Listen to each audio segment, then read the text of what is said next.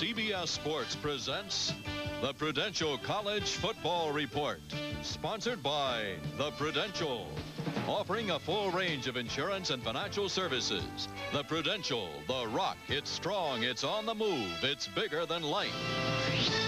Good afternoon, everybody. Welcome back to the College Football Report on CBS. Jim Nantz along with Pat Haden. We've got a tie ball game here at halftime, and really it's been rather sloppy for Miami, but they've got a tie, you know, with Maryland, so they got to be pretty pleased. 4 turnovers are still in the game. It shows you the quality of the team that Miami has, and you have to be more and more impressed with Vinny Testaverde. Even though things went wrong, he came up with a fluke touchdown, somehow he finds a way to get his team in the end zone. Yeah, he's a good one, and he's only a junior. Let's check out the top 10, the Associated Press top 10 that will have a facelift come Monday, because number 1, Florida had their unbeaten string stopped at 18. Georgia won it 24-3. Bulldogs did it with the big play. Keith Henderson takes the inside handoff, goes to the outside, 32-yard touchdown. Georgia was in front 14-0. They also had 2 other touchdowns over 75 yards, and Georgia wins it 24-3. Second-ranked Penn State, same old story for the Nittany Lions. They come from behind to take Cincinnati today. John Schaefer, a little bit of a rough start here for the Penn State quarterback. Intercepted by Andre Jackson. He rambles 27 yards for the touchdown. Cincinnati led 10-7. However, Schaefer made up for it. Time running out in the first half. Watch him bowl his way across the goal line. And that made it 14-10 at the half for Penn State, and they went on to win in a cinch of the second half, 31-10 over Cincinnati. Nebraska, last week on the Haden Nantz poll, we told you Nebraska was going to win the national championship. Looking good today against Iowa State, 49-0. Ohio State and Northwestern, final 35-17. Jim Carsato's 3 touchdown passes for the Buckeyes.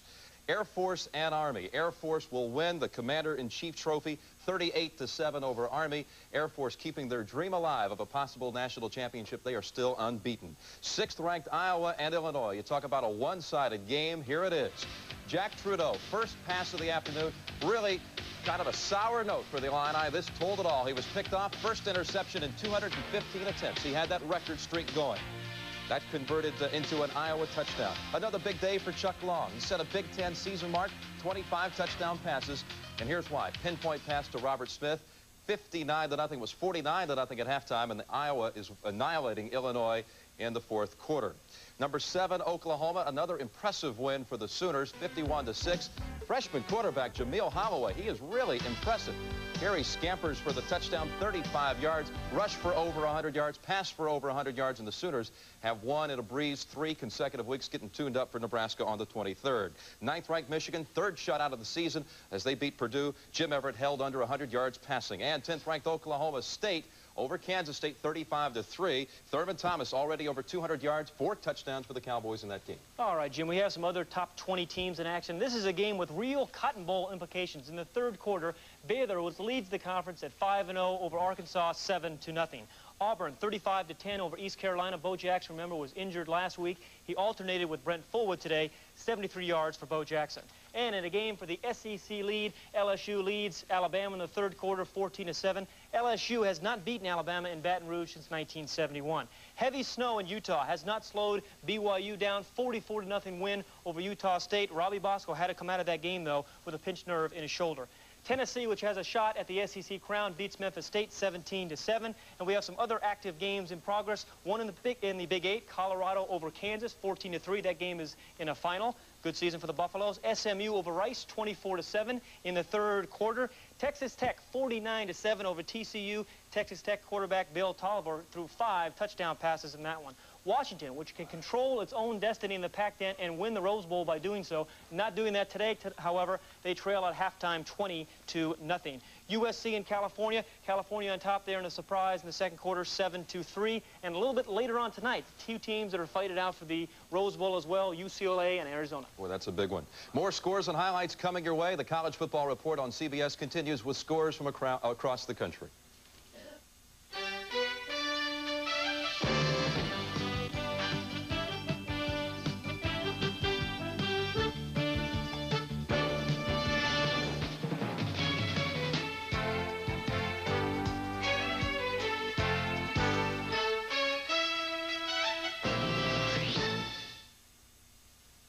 It's a jungle.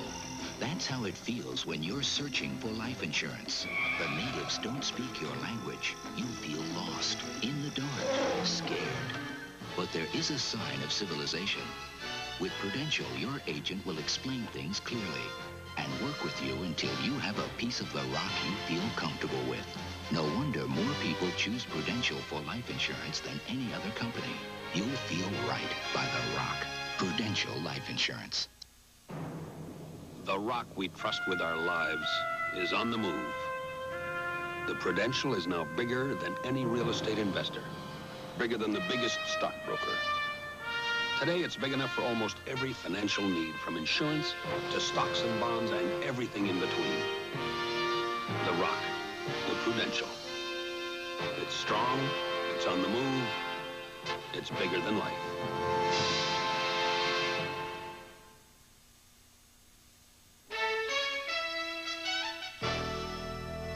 Jim Nantz, Pat Haden back in our New York studios. Postseason bowl bids come out in 2 weeks, and some are saying that Syracuse in the East might deserve a shot at one. After all, the Orangemen already have 3 shutouts to their credit. Today, no shutout of Navy, but they did hold Napoleon McCallum to only 63 yards, and the Orangemen are now 5-3. Pittsburgh took on Temple. The Owls without the second leading rusher in the nation, Paul Palmer, out with a bad ankle, and the Panthers prevailed by 4. West Virginia picks up school victory number 500 in their history as they routed Rutgers. Penn trailed Colgate by 17 early, but they came back to pull off a 27-27 tie in that one. All right, Jim. In the South today, we had a team that was on a roll. Clemson had won 4 straight, but not today. They fall to North Carolina by a point. Stacy Driver set up this play earlier by running a couple of pitch plays, sweep plays. But here, Terrence Rulak fools the defensive secondary. 57 yards later, they go off on top, 17-7. Then, with 10 seconds remaining in the ball game, Carolina drives down to the 1-yard line. And here, William Humes takes it over the top, and that's a 1-point victory for the Tar Heels. North Carolina State with their second upset in a row, this one over Virginia by a point. And Wake Forest gets their first ACC win with a 20-point victory over Duke.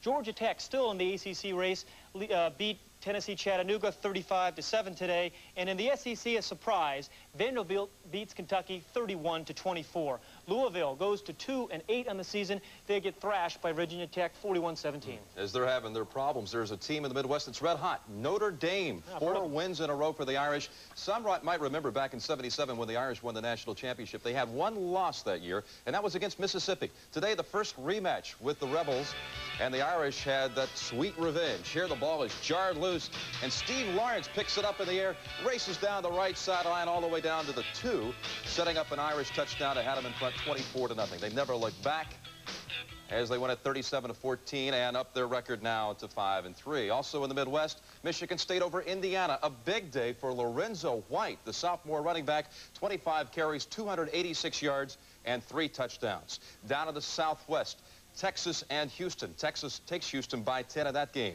Some other finals. The 100th meeting between Amherst and Williams, and the Lord Jeffs won it by 15. In this game, the pass across the middle to John Tucci, 15-yard touchdown, and Amherst wins it 35-20 over Williams. And here's another final. You might remember we told you Villanova started back football for the first time since 1980. And this was the final game of the season for the Wildcats, and they won it 17-3. No, Raleigh Massimito was not pulling that magic on the sidelines for the Wildcats. It was football coach Andy Talley. They finished the year 5-0, so congratulations to Villanova football. When we come back, we'll take a look at the issue of whether a team that's on NCAA probation should be eligible for the national championship. You're watching the Prudential College Football Report here on CBS, where the scores continue from around the country.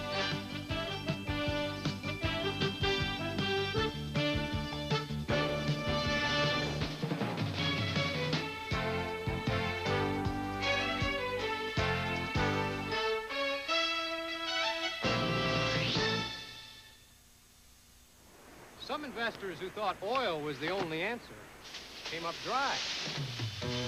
They've seen that tying up all their money in banks isn't always in their best interest. And that following the takeover fad of the moment can lead to slim pickings. More and more, the ambitious investor is following Prudential Bates, whose rock-solid investment strategy is leading the way to the future. Prudential Bates Securities. Follow a leader. Daddy, their ship has come in! Sure. Find the holes in your homeowner's insurance before they find you. Sorry to barge in. Have a Prudential representative give you a fast, free Pru review of your coverage. Are we covered? If you had a Pru review, you'd know. Get a Pru review from the Prudential and get a piece of the rock. Don't look like Bermuda to me.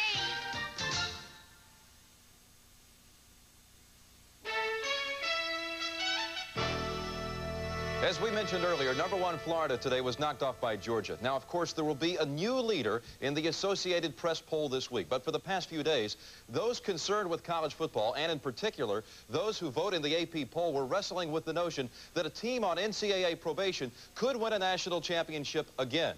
Those institutions that have cheated to get where they are, to share a championship or to win their conference, really shouldn't be recognized as winners, bona fide winners, because they've cheated to get there. But unlike other sports, the national championship of college football is not one on the field. It's one in the minds of sports writers and football coaches who vote in the wire service polls.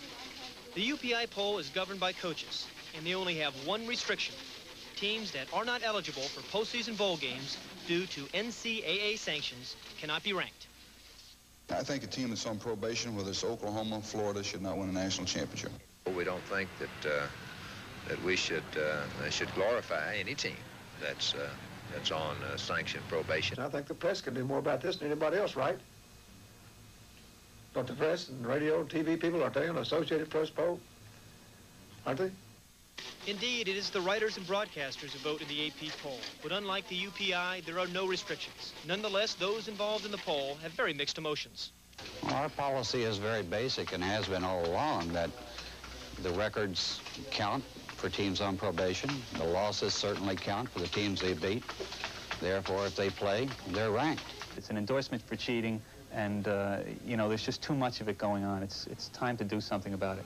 When I think of college football, I think of young men 19 to 22 enjoying themselves, and they're being hurt enough by the fact that their school's been put on probation, and I'm not going to add to that. How long do we just kind of keep grinning and winking and patting the good old boys on the back and say, run out there and win the games however you can? That's too big a price to pay for college football.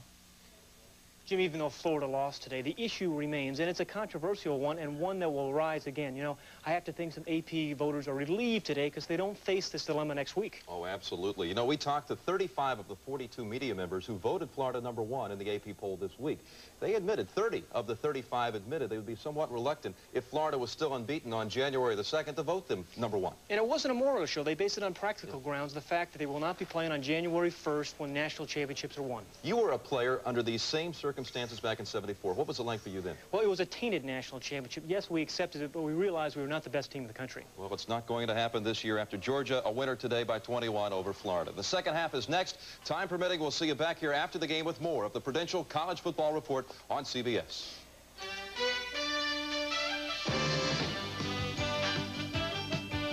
The Prudential College Football Report has been sponsored by the Prudential, offering a full range of insurance and financial services. The Prudential, the rock. It's strong, it's on the move, it's bigger than life.